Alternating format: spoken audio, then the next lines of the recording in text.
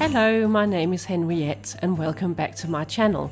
If you are new, I'd love to have you here. In this video, I want to show you how I decorated my Victorian porch with Victorian decorations, mainly reusing items that I already got.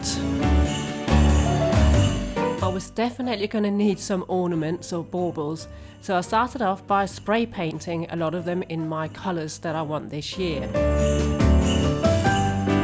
I'm going for burgundy and greens and a bit of gold too. I wasn't really happy with the green colour that came from the spray can, so I decided to paint them again, and this time using some paint that I already had, which I'm mixing with baking powder for a bit of texture. To make them extra special, I decided to add a little bit of gold, and I'm using Robin Buff, and I'll make sure that I link all the things I use in the description box below. I also already had some gold baubles, but they were really matte and flat, so I decided to make them look a bit better too. So again, I'm using Rob and Buff. Look at the difference, it's quite amazing, almost antique looking. Finally, it was time to add some ribbon. A ribbon makes such a big difference to a bauble, and I'm going to use a mixture of velvet and also some plain ribbon that I already had.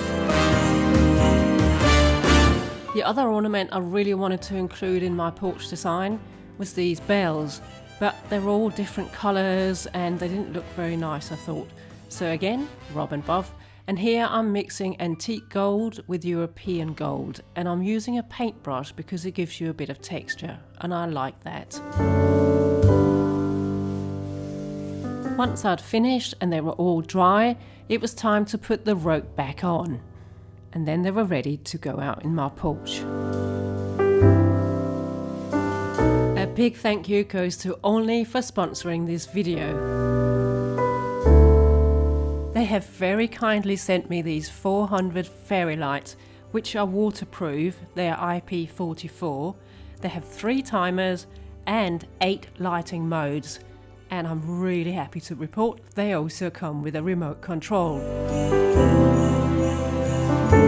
400 lights might seem a lot, but I had this idea that I wanted to hang a garland around the arch of our porch, so I would need quite a few lights in order to do that. What I really liked about these Ollny lights were the fact that they were packaged into 3 different sections, which made them much easier to handle. I'll be sure to leave a link in the description box below, and I can't wait to show you what they look like at night time. So pretty. Mike came out to help me hang up the garlands because it was a big ladder job. What you can't hear here is that I'm of course going left, right, up, lower, higher. Poor Mike. I really wanted the garland to look like it was wrapped around our porch pillars. So that meant a few more holes and a few more screws. I'm just using a bit of wire to attach the garland to our new screws. I was so pleased that we went to this extra effort because it looks so good. Garland up, and then it was time for me to start decorating. And I'm using my apple boxes yet again because I really like them. They're natural, they feel old, so they go with the Victorian theme. And they look pretty, I think. I'm putting the apple boxes down in front of the porch to make the porch appear a bit larger. And then it was time to get some burlap going. I already had this burlap sack, so I thought it would work really well as a Christmas tree pot cover. Then it was time to finish it off, and I'm just using a bit of velvet ribbon. I love velvet ribbon, it's so lovely. As I only had one burlap sack, I decided to use my leftover burlap from Halloween to fashion another pot holder. I'm using real potted trees because I want to put them back out in our garden once Christmas is over. I hadn't realised, but Rupert clearly had his eye on the burlap too, and, well, he got comfortable. Then it was time to trim off any excess and to tie the bow, and worry not, Rupert has got a little bit of burlap just for him. The holidays always makes me think of warm fires, so I thought it would be nice to fill one of these apple boxes up with just firewood. For the other box, I'm reusing one of my wreaths. You last saw this for Halloween, and I've added a velvet bow. To that, I'm just going to add a little bit of greenery and some cones. For the last apple box, I decided to add this bowl. Again, it's one I've had for many years, and I've tarted it up a little bit with a velvet bow, and then I'm just going to add some burlap, some big cones, and some of the cones from our cedar tree, which I've painted gold. I do come back to these boxes a bit later on and add a few more details to really finish them off, but at least the main items are all in place.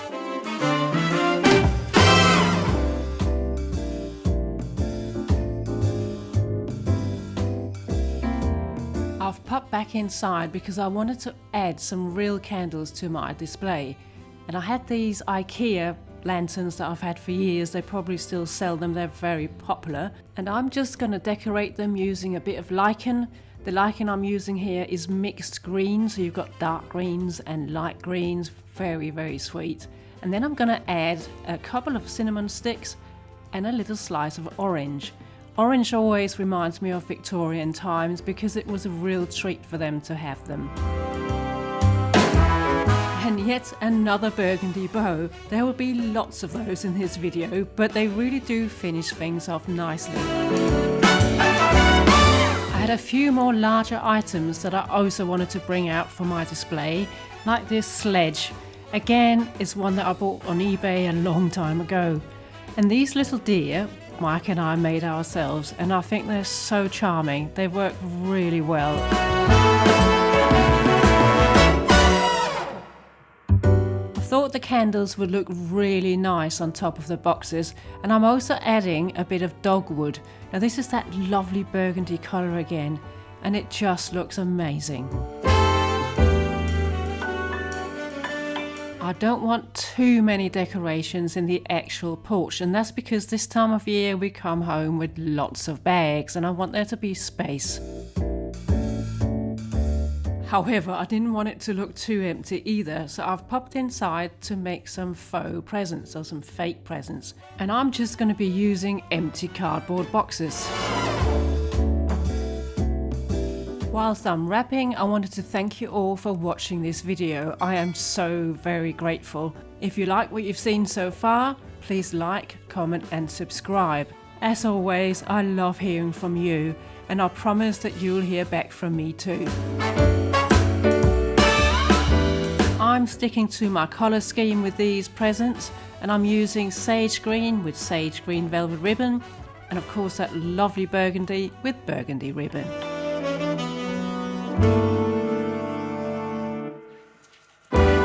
Out into the porch they go, and I'm absolutely loving the pop of colour that these fake presents give. This is such an inexpensive way to get some bigger items out into my porch. I'm trying very hard this year to have a budget-friendly Christmas. I really think you can save a lot of money by reusing and upcycling. Speaking of upcycling, it's time now to bring out all the baubles and bells that I made earlier, and they will be going onto the garland. And Mike is back because the big ladder is back. Whilst Mike is doing the top, I begin on the bottom, and I'm using only gold baubles but in 3 different shapes, and these are all baubles that I've had for a long time that I've just painted. As for the more colourful baubles, I'm going to hang them over in our tree. I'm also adding some wooden snowflakes, and at the moment it's a bit hard to see the baubles, but the leaves are about to drop off And once they're gone, it will look beautiful.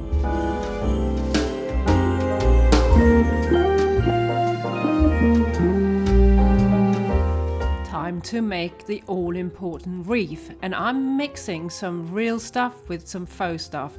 So you've got fake eucalyptus, real hydrangeas, some of these little berries, and some more faux flowers or greenery. And I really like these because they've got these little white, buds on them. Really nice. I'm going to need some florist wire and of course a wreath. I begin by cutting my fir branches into much smaller pieces, and I'm going to need a lot of these to work my way all the way around the wreath. It's just such a pleasure working with something natural.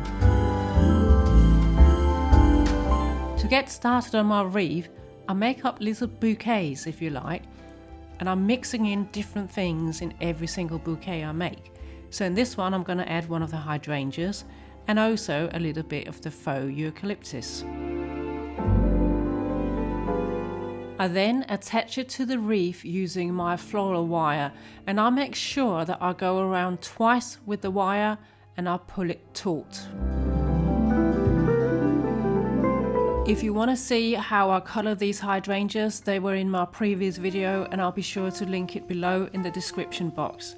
Also, the hydrangeas are currently available in our Etsy shop, but be fast because they're selling out quick. Then it's just a case of keep going around, and I'm making sure that my bouquets cover both the inner bit of the wreath and the outer bit of the wreath, and some of them I put in the middle just to make it really fluffy, but it really is this easy to make a wreath yourself. It frightens me how much you can pay for a wreath these days, especially a nice big fluffy one like this one is going to be.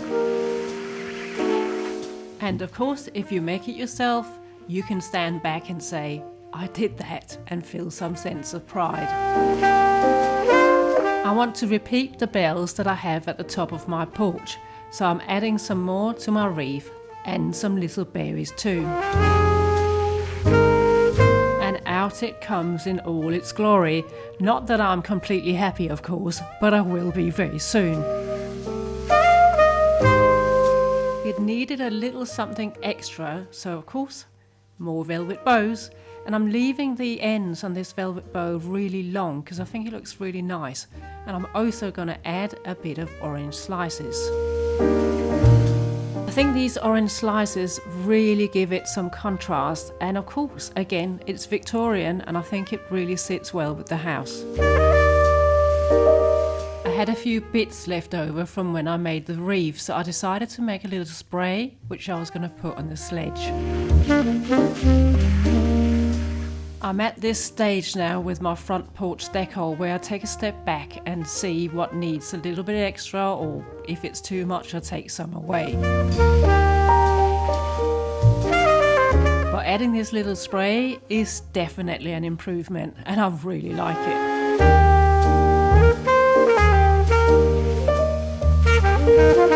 The other thing that needed a little something extra were of course the two little Christmas trees I put out the front. And again, I'm going to decorate them using oranges. I'm going to use some cones.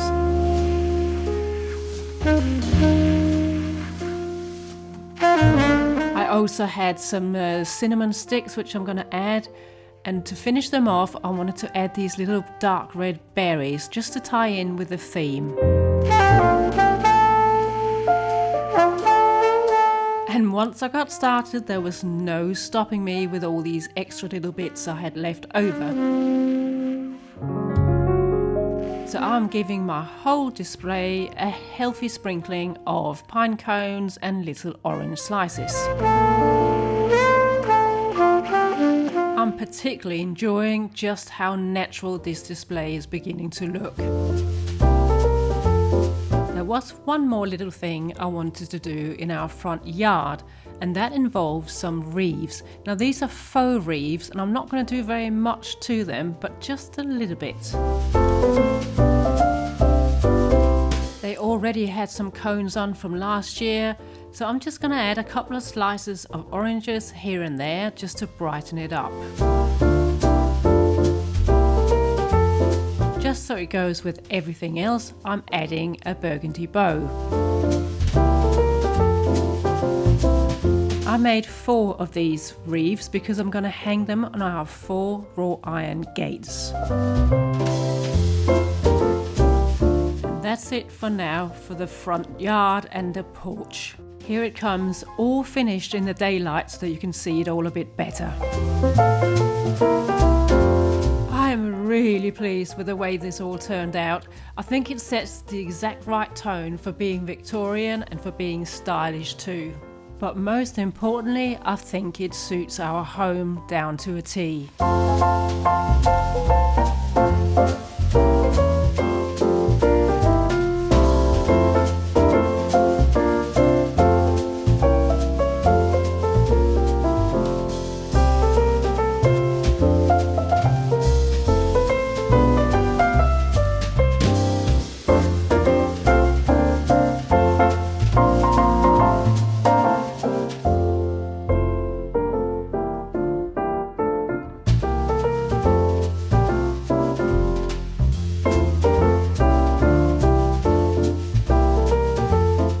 Finally, it was night time and it was time for me to start playing with buttons, and I love a remote control.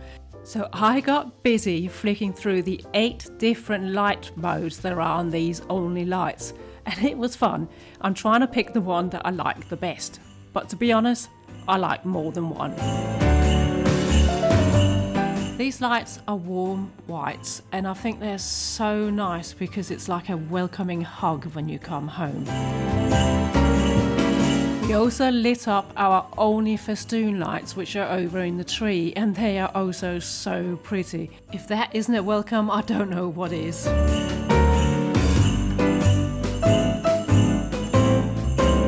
Now it truly is beginning to feel a lot like Christmas.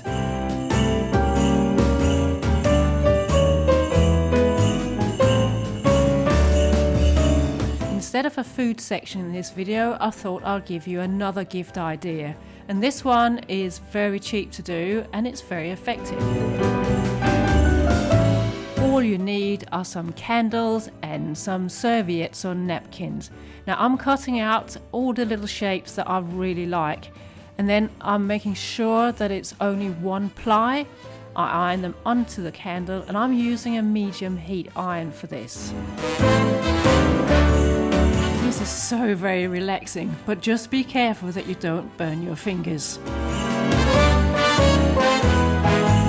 I ended up making 3 different ones that I'm going to use as gifts, but before I gift them, of course I want to wrap them. I had some cellophane on hand and I thought that could work really well.